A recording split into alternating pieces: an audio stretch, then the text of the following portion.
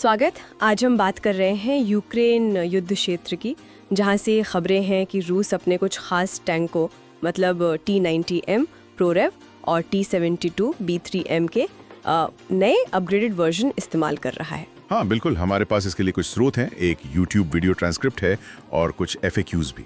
तो आज हम इन्हीं स्रोतों के आधार पर समझने की कोशिश करेंगे कि भाई इन टैंकों में क्या नया है, क्या सुधार हुए हैं, इनकी ताकत क्या है और जमीन पर इनका प्रदर्शन कैसा बताया जा रहा है। सही, तो चलिए T-90M प्रो रेव से शुरू करते हैं। इसे रूस के सबसे, आप कह सकते हैं, सबसे सक्षम टैंकों में गिना जाता है। और हाल की जो तैनाती है उसमें कुछ बड़े अपग्रेड्स दिख रहे हैं। सबसे पहले तो सुरक्षा की बात करें तो नया रेलिक्ट एक्सप्लोसिव रिएक्टिव आर्मर मतलब ERA। अच्छा, ये पुराने वाले कॉन्टैक्ट 5 की जगह है। हाँ बिल्कुल, और ये खास तौर पर टैंडम वॉर हेड्स मतलब वो दोहरे चार्ज वाले हथियार और APFSD राउंड्स जो कवच भेदने वाले गोले होते हैं, उनके खिलाफ बेहतर सुरक्षा देता है, ऐसा कहा गया है। और वो ड्रोन्स का खतरा जो आजकल इतना ज्यादा है, उससे बचाव के लिए भी कुछ है? हाँ, उसके लिए ऊपरी हिस्से पर मतलब टॉप पर जाली और केज आर्मर लगाया गया है और जो कमजोर हिस्से समझे जाते हैं वहाँ रबर की परतें भी हैं। ओके, तो सुरक्षा तो ठीक है, लेकिन टैंक का काम हमला करना भी है, तो उसकी मारक क्षमता मतलब फायर पावर, उसमें क्या बदलाव है? उसमें भी काफी सुधार है। अब इसमें वो T-14 आर्माटा वाली 2A82 125mm smooth bore gun लगी है और साथ में है Kalina fire control system. Kalina, इससे क्या फर्क पड़ता है? इससे लक्ष्य को भेदने की रफ्तार बढ़ती है, निशाना ज्यादा सटीक होता है। इसमें एडवांस थर्मल इमेजिंग है, ऑटोमेटिक टारगेटिंग ट्रैकिंग है, मतलब दिन हो या रात या फिर इलेक्ट्रॉनिक वॉरफेयर का माहौल हो, ये असरदार रहता है। अच्छा, और एक और चीज का जिक्र था स्रोतों में, arena M active protection system, ये क्या बला है और ये पहली बार इस्तेमाल हो रहा है ऐसा कुछ? हाँ, एरिना M ये एक एक्टिव प्रोटेक्शन सिस्टम यानी APS है।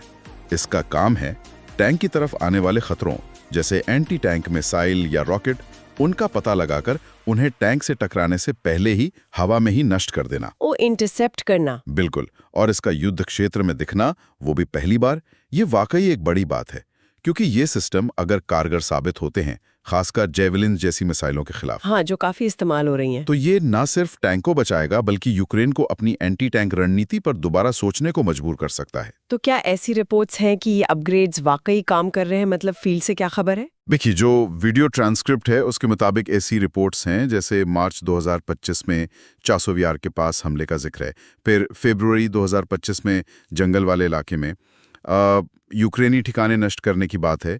जनवरी 2025 में एक अकेले T-90M ने किलेबंदी और ड्रोन कंट्रोल पॉइंट को तबाह किया, ऐसा दावा है। एक रिपोर्ट तो मार्च 2024 की भी है आर्टेमोव्स के पास, जिसमें 9 किलोमीटर दूर से ड्रोन स्टेशन को उड़ाने का जिक्र है। पर हाँ, ये ध्यान रखना होगा कि ये रिपोर्ट्स रूसी स्रोतों से हैं। ठीक है, तो ये तो हुई T-90M की बात, जो उनका टॉप एंड टैंक है। लेकिन युद्ध में सिर्फ क्वालिटी ही नहीं, क्वांटिटी भी मायने रखती है। यहीं पर शायद T-72B3M आता है। ये पुराना T-72 का ही अपग्रेडेड वर्जन है ना? बिल्कुल सही। T-72B3M उतना एडवांस नहीं है जितना T-90M, जाहिर है, लेकिन इसे भी काफी जरूरी अपग्रेड्स दिए गए हैं ताकि ये आज के जमाने में कारगर रहें। जैसे कि इसमें बेहतर थर्मल इमेजिंग साइट्स हैं, नया फायर कंट्रोल सिस्टम है और हाँ, बेहतर रिएक्टिव आर्मर भी है। कुछ रिपोर्ट्स तो ये भी कहती हैं कि शायद इसमें भी एरिना M APS लगाया जा सकता है। अच्छा, ये लागत के हिसाब से भी ठीक बैठता है, मतलब इसे ज्यादा संख्या में बनाना और फील्ड करना रूस के लिए आसान है। तो ये एक तरह से क्षमता और संख्या के बीच संतुलन साधने की कोशिश है। तो मतलब ये है कि पुराने हथियारों को भी बेकार नहीं समझा जा रहा, उन्हें अपडेट करके इस्तेमाल में लाया जा रहा है। हाँ बिल्कुल, और इसकी रिपोर्ट्स भी हैं। जैसे हाल ही में दक्षिण डोनेट्स में यूक्रेनी सैनिकों और गाड़ियों को निशाना बनाने की खबरें आईं। बताया गया है कि ये ड्रोन हमलों से अपना बचाव कर सकता है, पैदल सेना के हमलों का जवाब दे सकता है और बड़े हमलों में सपोर्ट भी दे सकता है। तो ये साबित करता है कि सही अपग्रेड्स के साथ पुराने प्लेटफॉर्म्स भी असरदार हो सकते हैं। हाँ, खासकर जब उन्हें बड़ी संख्या में इस्तेमाल किया जाए। तो अगर हम संक्षेप में देखें, रूस की रणनीति दोहरी लग रही है। एक तरफ T-90M जैसा हाईटेक टैंक और दूसरी तरफ T-72B3M जैसे मतलब ज्यादा संख्या में उपलब्ध अपग्रेडेड टैंक, और दोनों में ही सुरक्षा पर जोर है, ERA और शायद APS भी, और बेहतर निशाना लगाने की क्षमता पर। हाँ, यही पैटर्न दिख रहा है। ये तैनाती दिखाती है कि रूस अपनी बख्तरबंद ताकत को लगातार बदलती चुनौतियों के हिसाब से ढाल रहा है। जैसे ड्रोन का खतरा बढ़ा, आधुनिक एंटी टैंक हथियार आए, तो उन्होंने अपनी तकनीक को अपडेट किया। बिल्कुल। और ये हमें एक अहम सवाल पर लाकर खड़ा करता है।